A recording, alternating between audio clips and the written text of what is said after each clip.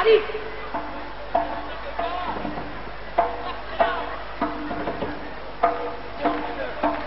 J'ai un micro.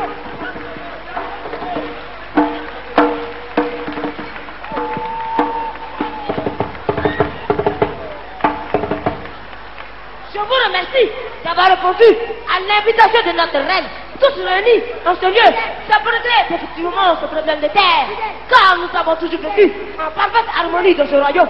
Notre Majesté, nous exigons le retrait immédiat de ces envahisseurs de nos terres, sans de nos ancêtres. Sans terre ou pas, nous ne quitterons aucune terre après 20 ans de dialogue.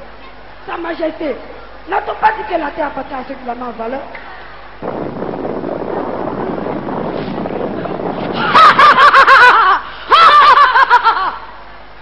Bande de perfection, peuple et quotient, on mène votre royaume avec de tels agissements. À la rébellion, à la guerre civile. Là n'est pas la solution. Écoutez-nous, car nous sommes porteurs de bonnes nouvelles. Eh oui, porteurs de bonnes nouvelles. Nous intervenons dans toutes les contrées du monde où il y a la guerre pour instaurer l'amour, la paix en amour. Nous sommes des facilitateurs dans des règlements de conflits. Souvenez-vous, et d'ailleurs, c'est quand prenez-vous la parole devant Sa Majesté. Étrangers, continuez.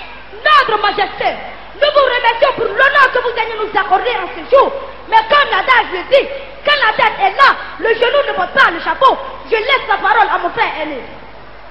Il était une fois, il est de celui-là, 3 333 333 ans. Ah, j'ai bien dit 3 333 333 ans. Vivait dans un village ivoirien, un peuple hospitalier et accueillant. À telle enseigne, puis la population environnante venait trouver refuge. La paix, il y régnait. Car ses habitants avaient pour devoir l'hospitalité et pour métier le bon accueil.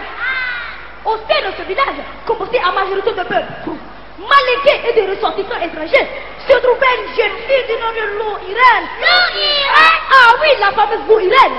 Elle était si belle que tous les jeunes du village la dévoraient des yeux. Et tous les matins, lorsqu'elle sortait, le soleil se mettait à briller de toutes ses forces. Et le vent murmurait. Et les papillons cessaient de voleter. Les oiseaux, quant à eux, chantaient une mélodie depuis longtemps oubliée. Certains même la comparaient à un ange descendu du ciel.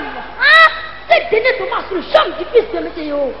À la suite de cette visite amoureuse, il y a une grossesse. Une grossesse? Eh oui, une grossesse non désirée. La solution trouvée fut l'avortement. Ou malheureusement, la jeune Irène rendit l'âme. Pitié. Calme-toi, ma fille, ce n'est qu'un conte.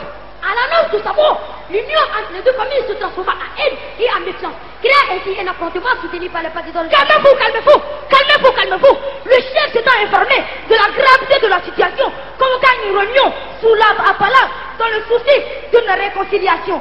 Mais malgré tous les efforts du chef pour parvenir à un accord raisonnable, bien que la douleur soit profonde, la famille de la jeune Lou Irène se refusa à toute concession. Jamais! C'est alors qu'était bien un invité du chef.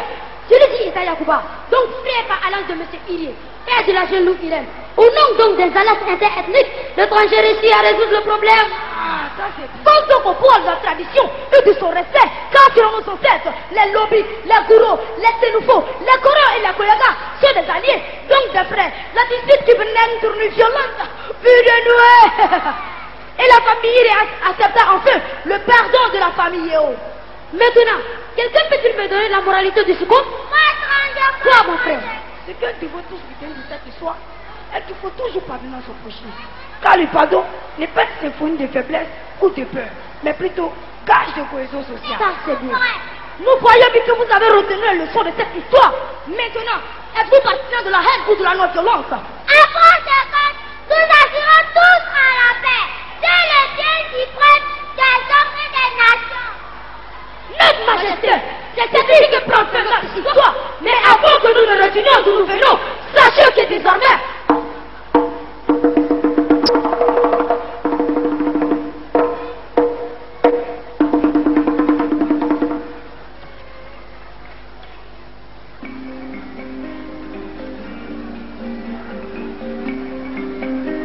Étranger, Sa Majesté souhaiterait que vous assistez à la fête qu'il organise à l'honneur de la retrouvée.